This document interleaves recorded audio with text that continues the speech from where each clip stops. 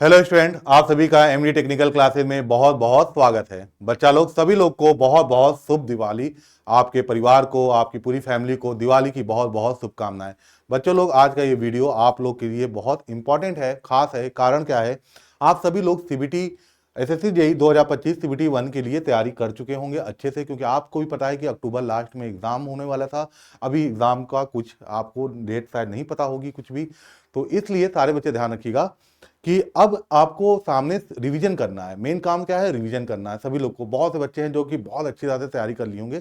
तो ये वीडियो बस मैं ये बताना चाह रहा हूं कि कौन सा सब्जेक्ट, इलेक्ट्रिकल इंजीनियरिंग में कौन सा सब्जेक्ट ऐसा है जो थोड़ा ज्यादा महत्वपूर्ण रहता है एसएससी जेईई एग्जाम में। अब इसका बिल्कुल मतलब ये नहीं है कि जिन सब्जेक्ट से या जिन टॉपिक से कम मार्क्स के क्वेश्चन पूछे गए हैं अभी तक, उनको आप मत पढ़ें।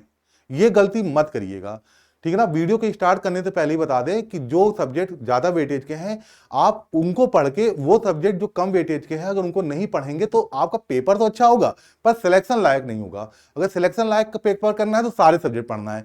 फिर भी रिवीजन मोड में आपको ये पता रहेगा तो भी एक अच्छी चीज रहती है। तो जल्दी से देखते हैं प्यारे बच्चों कि क्या क्या आपको बताना है मुझे। तो आप सभी को पता है बेटा, इलेक्ट्रिकल इंजीनियरिंग का सिलेबस आप सभी बच्चे देखने में बड़ा छोटा लगता है, पढ़ने पे समझ में आता है यार कि कितना भयानक सिलेबस है। इलेक्ट्रिकल इंजीनियरिंग में आप देखेंगे बेसिक सर्किट या बेसिक कॉन्सेप्ट हो गया, सर्किटल लॉ हो गया, मैग्नेटिक सर्किट हो गया, एसी फंडामेंटल हो गया। यहां से लेके यहां तक ये पूरा बेटा आप जिसे बोलते हो नेटवर्क थ्योरी नाम से भी बोल सकते हो, बेसिक इलेक्ट्रिकल इंजीनियरिंग से भी नाम सब्जेक्ट से नाम से पढ़ते हो। यहाँ पर फिर आपका है मापन, मेजरमेंट, जिसको पढ़ते हैं दूसरा सब्जेक्ट, है ना। फिर आपका इलेक्ट्रिकल मशीन है। अब ध्यान रखिएगा, electrical machine, kilowatt fix fractional kilowatt Motors हो गया, सिंगल फेज इंडक्शन मोटर हो गया, सिंक्रोनस मशीन हो गई। यहां से लेके यहां तक ये पूरा आपका मशीन का पोर्शन है, पूरा है ना, पूरा मशीन का ही टॉपिक है। फिर इसके बाद आपका चालू होता है power system, generation, transmission and distribution.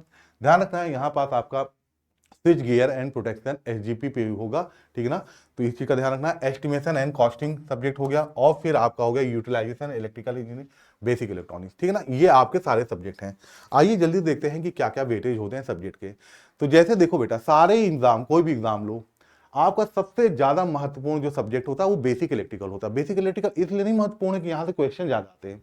Basic electrical इसलिए महत्वपूर्ण है कि अगर बेसिक इलेक्ट्रिकल अच्छे से क्लियर है तो आपका अदर सब्जेक्ट बड़ा अच्छा, बहुत स्ट्रांग होता है, बढ़िया से आपका अदर सब्जेक्ट तैयार होता है। और बेसिक इलेक्ट्रिकल कमजोरी से क्या होगा कि आपके जो दूसरे सब्जेक्ट हैं वो उन पे आप बहुत ज्यादा फोकस नहीं कर पाओगे, या फोकस कर पाओगे तो आपको रटना पड़ेगा।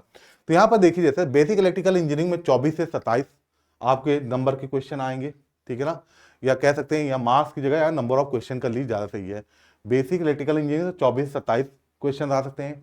मैं सीबीटी 1 में 100 क्वेश्चन की बात कर रहा हूं, ठीक है। इलेक्ट्रिकल मशीन से आपके 24 से 28 क्वेश्चन आ सकते हैं। पावर सिस्टम से 18 से 22 क्वेश्चन आ सकते हैं। Utilization of electrical energy plus estimation and costing से 9 से 13 क्वेश्चन आ सकते हैं। मेजरमेंट एंड मेजरिंग इंस्ट्रूमेंट से आपके क्वेश्चन कितने क्वेश्चन आएंगे, 6 से 9 क्वेश्चन आ सकते हैं। और ठीक ऐसे ही बेटा बेसिक इलेक्ट्रॉनिक्स से आपके कितने क्वेश्चन आ सकते हैं, 6 से 9। अब ये सारे ही सब्जेक्ट आपके लिए महत्वपूर्ण है। आप चाहें तो इसका स्क्रीनशॉट ले के रख सकते हैं, छोड़ना कोई नहीं है। पढ़ते वक्त फोकस किस पे ज्यादा देना है या टाइम किस पे ज्यादा देना है, वो आपको ये बताता है बस, है ना। बाकी छोड़ना कुछ नहीं है। अब बात ध्यान सुनिए बेटा कि आप लोग को एक चीज बता दें, कितने नंबर की ऐसा तैयारी करना है कि कितने नंबर आपके आ सकें। देखिए, इलेक्ट्रिकल और मैकेनिकल के स्टूडेंट के लिए कट ऑफ बहुत ज्यादा जाता है। आप अगर इस वक्त तैयारी कर रहे हो तो आपकी तैयारी ऐसी होनी चाहिए कि आपके 150 प्लस मार्क्स, सीबीटी 1 के 200 में 150 प्लस मार्क्स तो आपके आ ही आए, है ना। इसके लिए तैयारी करना है, क्योंकि जरा आइए देखते हैं कट ऑफ को। अगर 2024 में देखिए तो इलेक्ट्रिकल का कट ऑफ कितना है भाई, 132, है ना, 132 कट ऑफ है। 2023 में देखिए इलेक्ट्रिकल कट ऑफ कितना है भाई, 131।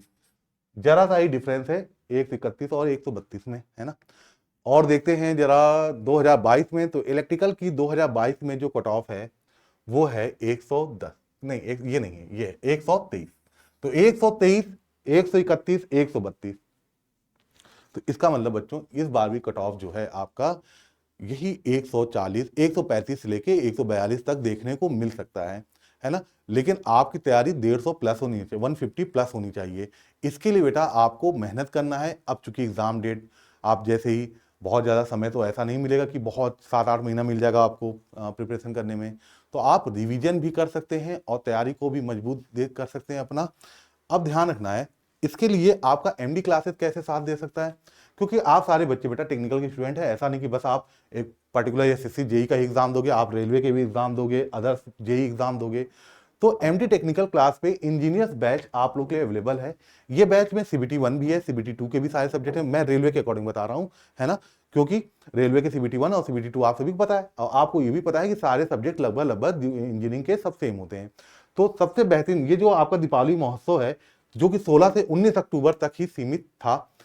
खैर, इस ऑफर के तहत तो प्राइस कितनी दिख रही, 720, पर आप जाके चेक करिएगा तो आपको प्राइस मतलब बहुत महंगा नहीं है।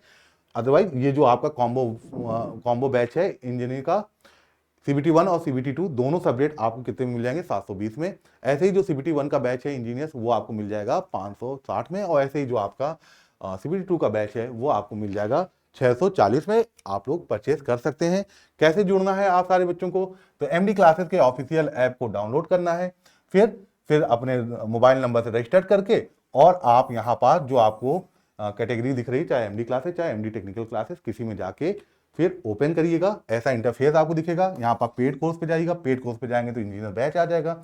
इंजीनियर बैच पे जाकर आप यहाँ पास किसी भी ऑनलाइन पेमेंट मोड से इस बैच को परचेज कर सकते हैं।